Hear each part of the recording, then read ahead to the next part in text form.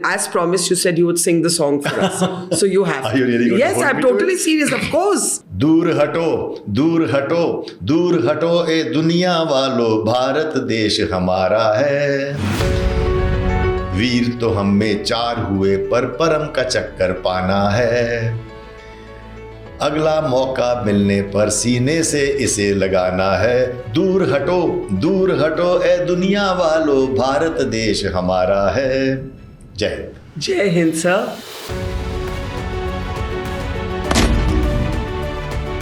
My regiment is a light infantry regiment. Jammu and Kashmir, light infantry, Jackal line.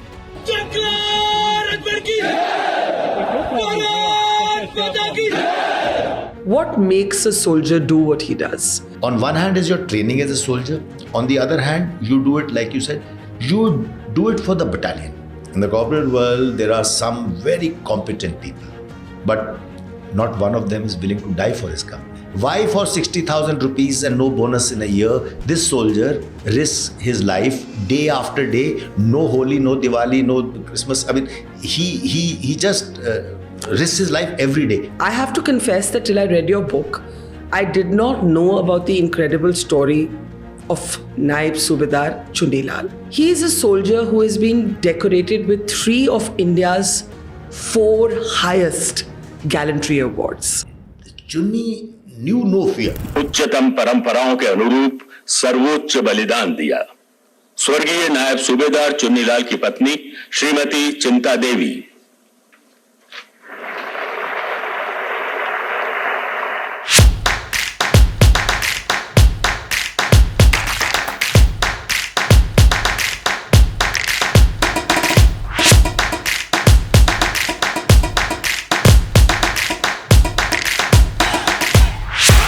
General Dua, even as somebody who has followed the military for as long as I've been a journalist, I have to confess that till I read your book, I did not know about the incredible story of Naib Subedar Chunni Lal.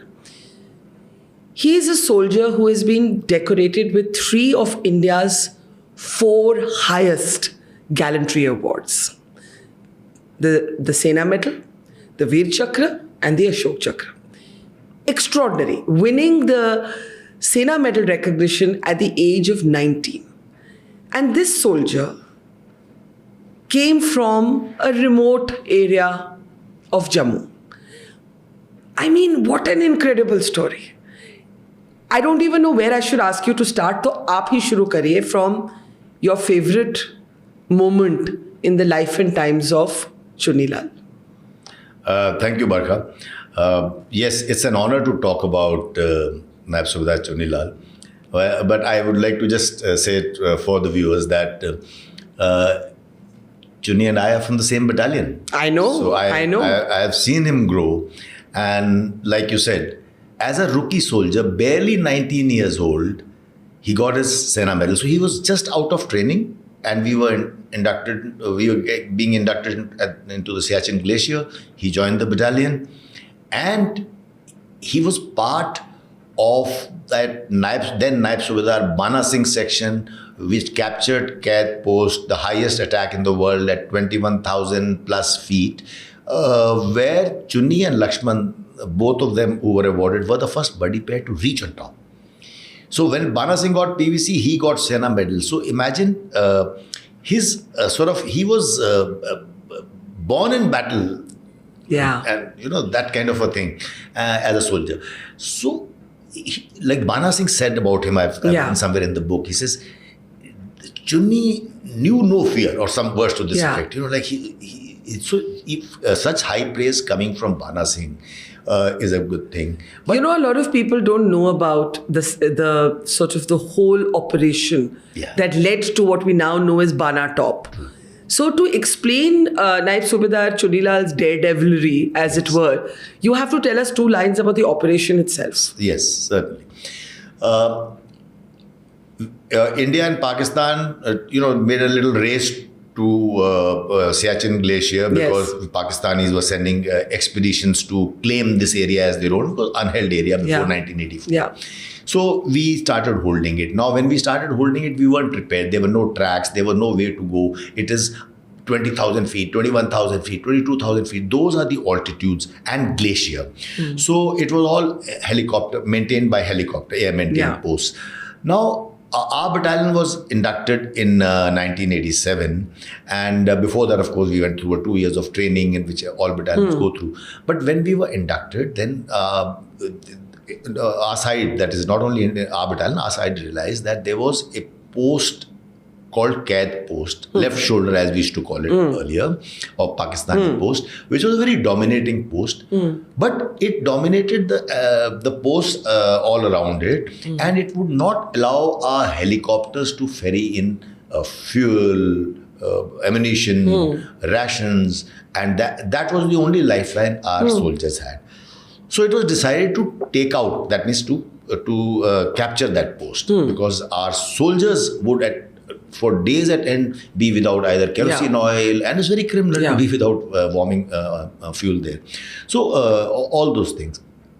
But never had an attack at this altitude had been executed anywhere in the world. You know, this is 21,000 feet, 8,000 feet more, and you are at Everest. Mountaineering expeditions go with oxygen cylinders. Our soldiers had to go with weapons in their hands. Our weapons jammed because of the extreme cold. They were not built for that kind of cold, extreme and this cold, boy, minus temperature. I mean, he was a boy. He was 19 years old. That's most boys who are entering college. Yeah, absolutely. You are almost not entering college. So he was then part of that assault force which captured. I'm not going to detail. It took a month to build up and all. And that attack itself, it lasted 3 days, and of course this book captures every moment of the whole operation. And so they were seasoned soldiers, but he was the youngest boy, he was the youngest awardee in that operation, and he got a Sena medal. Tell us a little bit, your book so beautifully captures it. He is from Bhadarwa, and not from a very modest family, grows up in hardship, right? And you speak about the tradition that every home used to send one boy to the village. And, you know, one of the beautiful things in the book is when he's being trained, he's asking Sher Khan, who's training him, the drill master, that why does his regiment march at a different speed from the rest of the Indian army? So, you know, these are the little details that really are delightful. So you see, my regiment is Light Infantry Regiment. Jammu and Kashmir Light Infantry, Jakalai. Now, this regiment is drawn exclusively from Jammu and Kashmir. Jammu and Kashmir. We from have, all communities. Absolutely. We have 50% Muslims. 40% Dogras. And 10% Sikhs from J&K. And we have a smattering of Buddhists also from Ladakh region, but very few in numbers. So, Light Infantry Regiment like ours, it was fashioned after a rifle regiment. Now, rifle regiment, light infantry regiments, what is the difference between a normal regiment of, let's say Punjab regiment? Punjab regiment walks at 120 paces a minute. That's our drill, our parade, as civilians will know. So this boy, he was so inquisitive. A lot of everyone does. Okay, we march at one. What is it? 140 steps per minute. Steps per minute. So he asked that question, and then Sher Khan explains. That Havaldar, the instructor, explains. The rifle regiments, the light infantry regiments are lightly equipped. Why are they lightly equipped? They are lightly equipped so that they are ever ready to go in battle. So the moment, traditional days, olden days, when a war broke out, a skirmish happened, the first regiments to be deployed who were always ready were rifle regiments and light infantry regiments. You know, one very quaint tradition, when we go to the officers' mess for lunch or dinner, we take off our belts, hang it outside, and then sit down and eat without the belt tightening your belt. But our regiments, light infantry and rifle regiments, don't take off their belts. Because you have to be ever ready. You know, those kind of things. So it's just that symbolism of ever ready. So our marching traditionally continues at faster pace. And of course, the Jakalai, as it's called, is Jammu Kashmir Light Infantry Regiment, also has the beautiful tradition of the MMG. Yes.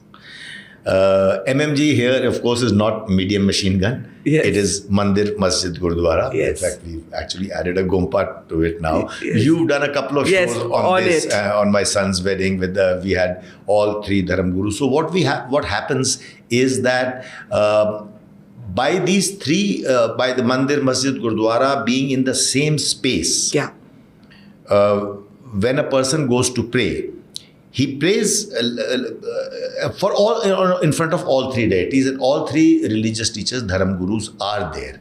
So let's say now Diwali is around the corner. When we are celebrating the Diwali function and we have Aarti and everything, the main event will be there in the Mandir. But then the Maulvi will also read a dua after that.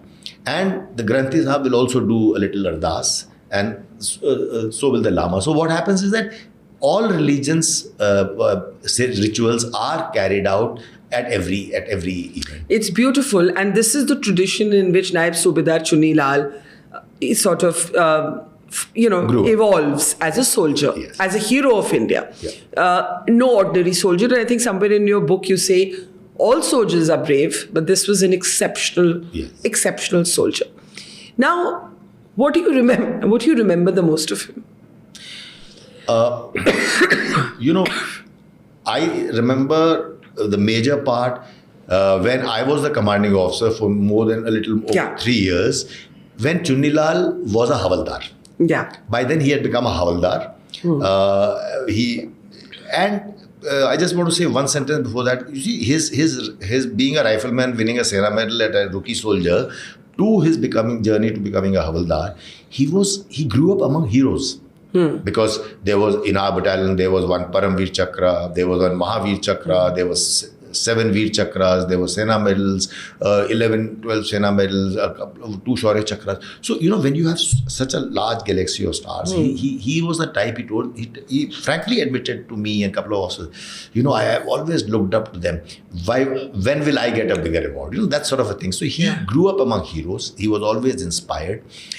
And being a Havaldar, when I was a commanding officer as a colonel in 1998, we were on the LOC. Yeah. So when you are on LOC, those are the places where the combat experience of such soldiers shines through. So I started relying on not only Chunnilal, a few other soldiers like him, but since this is about him, Chunnilal was always very fond of volunteering for operations. Even if he was in a different location or company, if an encounter with terrorists lasted longer than the 3-4 hours, if it's an overnight thing, he would want to come there. He would volunteer. Mujhe jana hai. And we welcomed it because in my battalion, we raised 5 battalions of Jackal to wean the youth away from terrorism in the 90s. So we suddenly, all of us had to shed a lot of experienced soldiers, and we suddenly had 50% boys, soldiers who were less than 5 years service. So we had a lot of enthusiastic but not so experienced soldiers. So we required such experienced soldiers like Chunnilal. So Chunnilal was there in every operation. And I would rest easy. The moment I came to know Chunni is there, I would rest easy. Sab theek hoga. He became a good luck charm, so to say. So before we come to the next operation and his next big gallantry award, your book also talks about this sort of song, which was about the sort of, how we have got these awards, but now these are the other awards that we want. So I want you to share those words. Thank you, Barkha. Yeah. From my heart, thank you for asking me this question, because sometimes even I sort of forgot to mention this. I'm going to ask you to sing the song. Okay. No, really, I'm serious. All right. So we'll end with that. There was one of our commanding officers, Colonel Katoch, later retired as a Brigadier Katoch, SC Katoch. He was a poet. I mean, he used to compose poems and all that. So after in 1971 war, our battalion was on the LOC in the area of Cham. And we get a good account of our battalion, gave a good account of itself in battle. We got 2 battle honors, and we got 3 Veer Chakras, 2 Sena medals, and 3 mentioned dispatches. So 3 Veer Chakras, that is the operative thing over here. So he composed a song which was sung in our Bada Khanas when I was commissioned. From there, I've been hearing this song all along in every regimental functions, battalion function. And it started off by Dur Hato e Duniya Walo, Bharat Desh Hamara Hai. Now it's a long song, I don't remember the whole of it. The operative stanza of 4 lines is Veer to hum mein 4 hue. That means he's referring to those Veer Chakras, because we had 3 Veer Chakras in 71 and 1 Veer Chakra in 1948. So, Veer to hum mein 4 hue, परम का चक्कर पाना है, अगला मौका मिलने पर सीने से इसे लगाना है. परम का चक्कर is talking of परमवीर चक्र. Yeah. So परम का चक्कर पाना है, अगला मौका मिलने पर सीने से इसे लगाना है. Now this song was composed by him in late 70s. He was a commanding officer, and since then we've been singing this song in our functions. So we used to give Josh to each other. You know, it is. But imagine a decade later, his words proved to be prophetic because Param ka chakkar mil gaya 1987 mein. And so that is something that always, and Chunni amongst others used to really hum this. Yeah.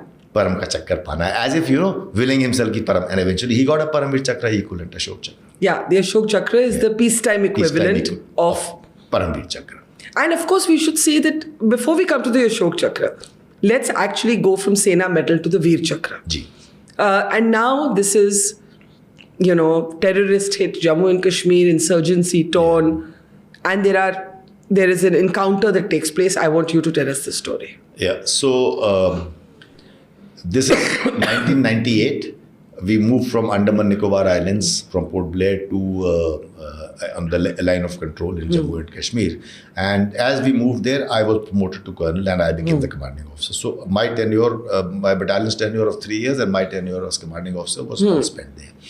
It is that time when the militancy was actually shifting from, the infiltration rather, was shifting from north of Pir Panjal, from Kashmir region, because, you know, we are to south, towards the south of Pir Panjal, because we had raised Rashtriya Rifles, Ikhwan, about which I write in my second book. So militancy was shifting this side, so we reached at the right time. We were in Poonch, we were deployed on the line of control in Poonch.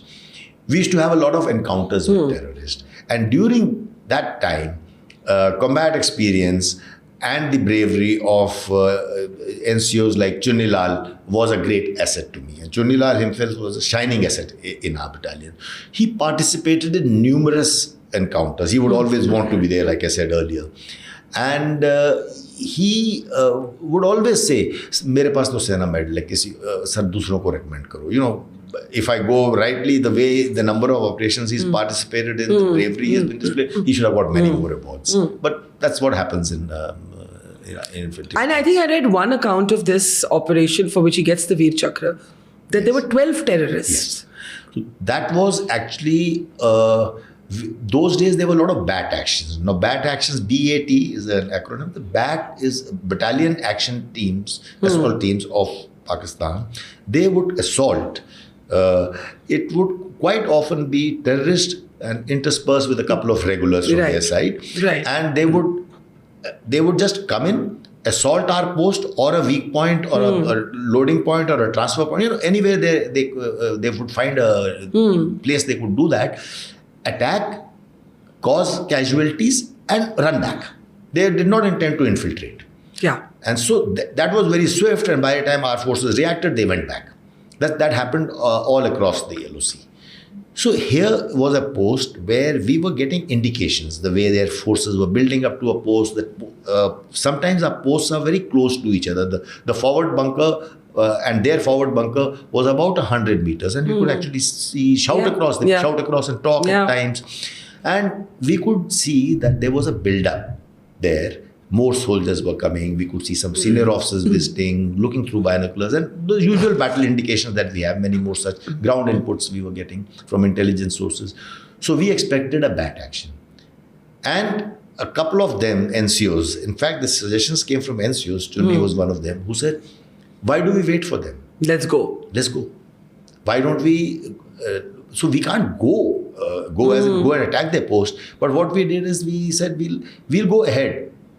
LOC at that point is a nebulous concept, you know. So we, instead of waiting for them at our post, we will surprise them midday. And for one night we went there, laid ambushes, going very easy to say go. You have to cross your own minefield. Yeah. You cross their minefield at places because their minefield comes interspersed. So it's a tricky business. We lost one of our Jawans in the minefield only eventually in the operation. So one night we waited, nothing happened. Yeah. And we persevered. Yeah. And second night we waited. And they were surprised as they were coming in, and we killed, eliminated 12. And eventually, his dream of getting the PVC, Yes. the Paramveer Chakra, he gets the peacetime equivalent, which is the Ashok Chakra, but posthumously. And he dies in the line of duty, like the brave heart that he was, trying to save his comrades, his buddies, his Yes. fellow soldiers. So before we come to the very moving account in your book of how his widow receives that, his parents are watching it at home, they're crying, they're watching it on TV. Tell us about that operation that got him the Ashok Chakra. So this is in Kupwara, North Kashmir. And Kupwara is a hotbed of militancy and infiltration is rampant. I mean, the attempts are there. And we often have such encounters. It was a foggy night. It was bad weather, which is good for terrorists. They are infiltrating. And those long-range equipment, the Loros that we have, the equipment, night vision equipment that sees from at long ranges, we got a clear indication that 5 terrorists are moving up. They could be counted. 5 terrorists are moving up. And then Chunnilal and others he was by then a Naib Subedar, a post commander. So he'd been promoted just a few days before. Absolutely. I think 3 days or 4 days before he sacrificed his life. Absolutely. It was just a week there. Yeah. And he was a post commander. And they were told that they looked like they're headed towards this side. We can make out the nala that they're taking. Where will they end up on the LOC? And we have a wire fence, anti-infiltration fence all along the LOC. So after some time, the fog took over. It was so dense we could not see anything. It is night time anyway. And because of the fog, the night vision devices don't work well. But at a certain point of time, it was very clear that they've gone through. They've actually cut the wire and they've gone through. Chunnilal could not stomach the fact that it is in his area of responsibility that the cut was discovered and the terrorists have gone through. But there was another line. We had another line. There's a road below that. Now they were on this slope, reverse slope. And between the road and this, we had a couple of other posts. He walked up to that. I remember his name was Rajesh. Rajesh. He asked them. So once having established that the terrorists are still in this area, now the terrorists will be hiding somewhere because it's early morning. Now they will be, if they are daylighted, then they'll be easy catch. So terrorists will be hiding somewhere. Now Chunnilal actually could not stop, like at the expense of reputation, he could not bear the fact that it is on his watch that infiltration has taken place. He's such a brave soldier, accomplished soldier. He went with his men. He said he is going to get them. And he did his best. And he actually, that kind of determination paid off, that grit paid off, and risk-taking paid off, that they actually found them in a thicket, in a place. There are a lot of thick bushes there. They found them. And in the encounter that ensued, one of our soldiers got hit. Ranjit. He got hit in his leg. That's what. So it was not fatal. It was not fatal. He was new, but he was enraged. Then there was a situation where one more boy got hit. Again, non-fatal. But Chunnilal got enraged. He was so frustrated for the last 8-9 hours that it is on his watch the infiltration has taken place. Then he says, my soldiers are hit. And I think with that frustration and rage, he didn't wait for anyone. He charged into the thicket, charging at them. He killed 3 terrorists, and 2 more were also fired at, but they were killed. They were killed. It was a very brave operation, but I think it must be destiny. Otherwise, Chunnilal has been so brave, has been so, I would say, very cautious, and not cautious in the sense that he was very sensible, smart. Yes, he was smart. He would tell others how to be smart in operations. But I suppose it was to be. Now, you write that you actually went back to his village. Yes. Tell us More about than once. More than once. Yes. In fact, once I have gone, I'm fond of motorbike riding. I've gone on motorcycle to his village. To his village from Jammu. After I landed in Jammu, I went. His village is in Bhadrawa, mountainous remote area, short of Kishtwar. It is in that remote area. Yeah. Very beautiful countryside. And there was to be inauguration in his village. There was a park, and there was to be an inauguration of his bust was to be unveiled, installed in that park. Yes. And the army commander, General Ranveer, came there. But I was also invited, and it was a treat to go back there. And another time that I've gone is earlier. So I've been there, and then besides that, I've also met his family, his wife several times in other locations, in our battalion also. His son, Havaldar Manveer, is a proud instructor in our battalion today. He was he was there at the book launch. When the book was launched, he was there. Both mother and son were there. So proud of it. So despite the fact that they lost him, his son still joined the army. Oh yes, he wants to carry forward, and he's such an accomplished. Like when I said instructor, he's done well in his sniper course, and he's a sniper instructor in our battalion. He is one of the role models in our battalion. These are just such moving tales, and like your book is called Bravest of the Brave. What I want to understand from you, what makes a soldier do what he does? Because, when we were talking just before our podcast started, it's obviously not for the money, right? Yes. There are jobs where people are driven by money. Soldiering is not one of them. It is, and a lot of people don't understand. They don't understand the loyalty to the Paltan. They don't understand what drives a soldier. Yes. What creates a Chunnilal? What creates the wonderful sort of backbone of the Indian military, which are men like Chunnilal? Yes. So I'd like to break this question. I'd like to answer it in two parts. Yeah. First, we talk of soldiers' bravery and why they risk their lives separately. Now, a soldier's bravery, his patriotism, to my mind, stems from the fact that we cultivate this sense of belonging in him. They are young soldiers. No college, university, anywhere in the world follows a 24-hour training program. We have a 24 hours training. That means not a single moment is without the other. At the night, lights out is on a whistle or an order. In the morning, wake up is on a whistle or an order. The first cup of tea before you go for your physical exercise, and the afternoon rest, everything. So it's not only the training of weapon training and combat training, it's everything. So why I say want to bring this out is that there is no free time. So even the free time, your free activities is with your buddy. A buddy is assigned. You grow a great sense of comradeship.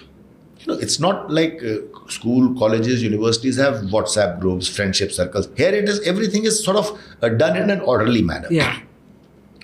We create that strong bond between soldiers. And the moment, like Chunni's case, it so happened that immediately after that, he was pitched into combat. Those bonds then are forged in steel, because on one hand is your training as a soldier. On the other hand, you do it, like you said, you do it for the battalion. You have that sense of belonging. This is my regiment, this is my battalion, this is my comrade, and you do it for the comrade, for the Paltan ki izzat. That three edicts of Naam, Namak, Nishan. Paltan ka Naam, Namak, every Indian understands what Namak is all about, and Nishan is the regiment ka jhanda. So he thinks his comrade depends on him. If there is to be an attack from this side and a support group has to fire, even if someone gets shot, he will continue to give fire support because this attack group is depending on it, and all things are synchronized. So you know that your comrade will not let you down. So I think it is that feeling that drives a soldier to be brave. But we're in the middle of festive season, right? So and it's a very different time for a soldier at the line of control, right? When we talk about other incentives, I mean, I'm all for our soldiers being paid more, but certainly money can never be the driving force. Okay, about money. Let me try to just go away from the topic for one sentence. I need to come back to it. You see, in the corporate world, there are some very competent people. Haven't we seen people who turn a company around. Siddharth Lal came and turned the Royal Enfield around in India. And there are so many corporate honchos who can, not only they are very competent, they are very hardworking, they can work 25 hours a day, they can work miracles. But not one of them is willing to die for his company. That's a profound thought. I'm not that the company also does not want them to die for the company. What is the difference? Why for 60,000 rupees and no bonus in a year, this soldier risks his life day after day, no Holi, no Diwali, no Christmas. I mean, he just risks his life every day. It makes news once some operation takes place. But every day he's out on patrolling and ambushing every night. So the difference to my mind here are two things. One, we serve with a concept of unlimited liability, right? Unlimited liability is that you don't, you cannot, how much price can you put to the life of a man? 60,000. Can you put it as 1 lakh? Can you put it as 5 lakhs? Where? So where do you end? You don't know. So this is a concept of unlimited liability. When we go out, you risk your life. When you go out, you know that you're sacrificing, you're being with your family for a festival and everything like that. And the second thing, I think, is a higher cause. Why that corporate people are not required to give up their life for the company? I'm just taking an absurd comparison to just drive home a point. Here, it's a higher cause. You are doing it for your motherland. You're doing it for your country. You're doing it for your comrade. You're doing it for your battalion. It is that higher cause. Let's say even doctors, they also have a higher cause. You saw during COVID, many doctors and paramedics actually sacrifice their lives because there is a higher cause involved. But with soldiering, it is an every day. Every day is a tryst. True. With possible death. Yes.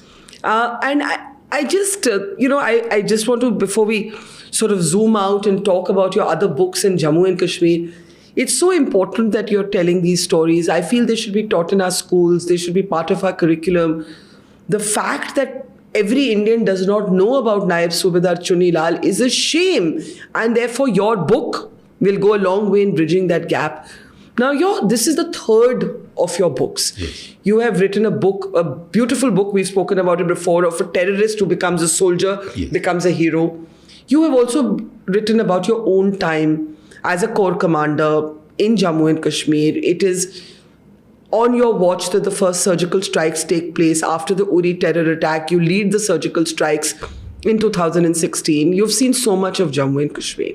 I want you to assess the situation today. So much has happened since then. The abrogation of 370, the changes, the improved security environment, and then Pahalgam, Operation Sindoor. Yes. We have a border war between Pakistan and Afghanistan erupting. We've had a re-engagement with the Taliban. There's just so much volatility in our region. So, these three wonderful books, but the overall picture I want you to talk about. Well, the books are about bravery stories of soldiers by and large. So there is no high-sounding strategy in this. The idea is to bring these stories, like you rightly said. We need to know. Because this youth today can relate more easily to Dil Mange More Wala Captain Vikram Batra. I'm not saying Maharana Pratap is not important. They are. We must remember our history and the bravery stories, but the Gen Z, as we now started. No, and I'm just saying, the children. And ye Dil Mange More bhi, honor of a lifetime to have done that interview with Vikram Batra and capture those immortal words. But it also took, there's a post-war generation. It wasn't even born in Kargil when I did that interview. So these stories have to be told again and again and again. Exactly. What I'm saying is that today's stories, our children can relate to this more than sword fight. You hear Chunnilal story or Manoj Pandey's story. Those are the stories that the children, youth today can relate to more easily. Yes, of course, now coming to Jammu and Kashmir, or Kashmir properly. You see, in the last decade or so, we kept on combating terrorism, or we kept on combating terrorists, I would say, because you kill a few terrorists, few more come up, they change their tactics, they start using social media, we erect a fence. Everyone is doing something else. We raise Rashtriya Rifles, they start stone pelting. So all that thing happened. So that was a 3 decades thing. But in 2015, 16, I was the corps commander in 15 and 16. That is the time, I think the first time, the government took a bold decision. And we were given a free hand, and for the first time ever, we launched this surgical strike in response to That's Uri. right. Uri was a culmination of, there was Pathankot terror attack, there was Pampore EDI building that was taken over by hostages were taken. All that we had done in the last few months prior to that. And enough was enough kind of a thing. And then we launched this. We launched this attack, and we called their nuclear bluff. This Uri surgical strikes called their nuclear bluff. We found a space to operate below the nuclear blackmail. Yeah. And that was the first strong step. Couple of years later, we had Pulwama, and then precision airstrikes were launched at Jabba Top near Balakot. So that shows, and this was far deeper than the Uri strikes. Then came the game changer in 2019, that is the abrogation of Article 370. It was a very bold step, long overdue. We know the kind of churn it created for a few months, almost a year. But then we also know the kind of development that followed, the kind of peace dividend that we are reaping today, the kind of the tourism that has boomed, everyone, the investor confidence has grown, so many things happened. Grassroots democracy was with the panchayat, 3-tier panchayat and everything. And things were, when they were looking so good, I think that is something that it could not be, they could not tolerate it. The handlers across, the deep state there, because they wanted the relevance, because the Hurriyat has been marginalized and the terrorist group were marginalized. So, Pahalgam, several other attacks took place, Glacier and all that, but they realized until they do something spectacular in Kashmir, and this was heinous, we know it, what happened in Pahalgam, segregating by religion, by gender and killing them. When all this happened, I think, again, a very bold step, Operation Sindoor. There is no example. All military analyst strategists across the world say that there is no other example where one country could impose its will on another country in less than 4 days. You see how wars are carrying on in Ukraine and Israel, Gaza, is a long drawn out affair, still no end in sight. So, such bold steps have been taken. A lot of peace dividend has been reaped, but it is still, we cannot let our guard down. Pahalgam has just happened. And we must also remember, I think that, while we know China is our adversary, we must prepare for that. And Pakistan is a beleaguered state on all fronts. And now it is even more so when Afghanistan and they are having a clash. In fact, day before yesterday, their defense minister has welcomed Trump's mediation in that war. In that war. It's already there. And the kind of number of soldiers that have been killed in the last few days, it's phenomenal. However, I would still caution everyone. Everyone gets, now is the time to break them up and now is the time to take POK. I would like to caution, never undermine your enemy, especially a country like Pakistan, because what has happened, it has found favors with US again. Yeah. It has now drawn up a pact with Saudi Arabia. And now they are, if I may use, all of us understand, they are actually selling their nuclear capability. Selling in the sense, they're hoping even other countries might join their nuclear umbrella or nuclear assurance, if I may call it. So, to that extent, we'll have to keep watching Pakistan with great concern. But this rhetoric, you said this rhetoric, take back POJK. This is, and people who've never fought a war, reported a war, served in the military, they are the first ones to say it. Yes. Of course, it is a unanimous resolution of the Indian Parliament. It is the Indian position. It is occupied illegally by Pakistan. So there's no change in that position. Yeah. But I think what you're saying as a military man is to say there are practical, don't make lazy comments about the fact that ye कहने पे हो जाएगा. Bilkul. No, I always say, when a lot of people tell me, my answer to them, they say, we must take it. My answer is simple. And then do what? You take that. Let's say you've taken POJ. Yeah. Then what do? We've sorted out, you take an adverse segment of population of 54 lakhs because POK is not only POK as Pakistan calls it, it is also Gilgit-Baltistan. That's right. Remember that also there are implications because the CPEC corridor is now running through that Gilgit-Baltistan area. So China is also involved. Yeah. So there are several dimensions to see. You just see a few protests in POK, which is true, it's happening. It happens from time to time. Those protests in POK, do they actually translate in love for India? I doubt it. So you continue to see large sections of that population inimical to us? Absolutely. They are. And then, then do what? Who will administrate? This present JNK government. Who will? So then again, we will start burning our energies in the wrong direction to consume it. India is an aspiring power. We are growing economically. Pakistan is a basket case. We have more to lose. We have more to lose because our growth story will stop. They are a basket case. They'll continue to be a basket case. What in the end concerns you most about the security situation today? I think what is happening, the Middle East, on one hand is China. I'm not discussing China because that's a very different thing. We have to turn towards it in a different way. And we are doing well with infrastructure, our Atmanirbharta story in defense. We're doing well. We take time, but we are well. On our Western front, I think what is more concerning is that now slowly the whole of Middle East, West Asia is in turmoil, and there are linkages being drawn. Where earlier we used to speak about Israel and Saudi Arabia, whether it was the Abraham Accords, thereafter Israel and Iran issues are going on. But now with Saudi Arabia joining Pakistan, with Afghanistan clashes with they never recognized Durand Line, but all this is happening more actively now. A lot of deaths on both sides.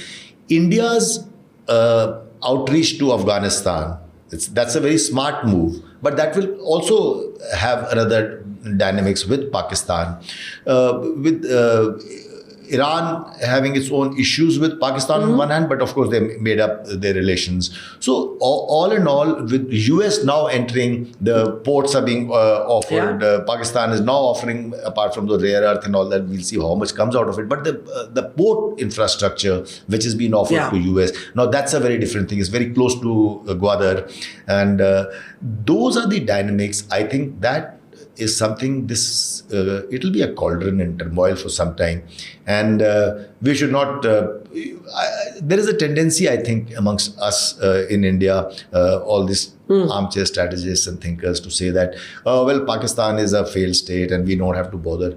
I think we can't let our guard down. Absolutely. Because Pakistan keeps reinventing itself, because they have nothing to lose. That's right. They have no other aspirations. It's certainly we live in volatile times, but I want to end with a commemoration to Chunnilal. And as promised, you said you would sing the song for us. So you have. Are you really going Yes, to hold I'm me to totally it? serious, of course. I am no singer. That's okay. You must have sung it all your life. All my life, yes. Chalo. In that Bada Khana Bowl, I will be able to put out only that one stanza. I will start, yes. Okay.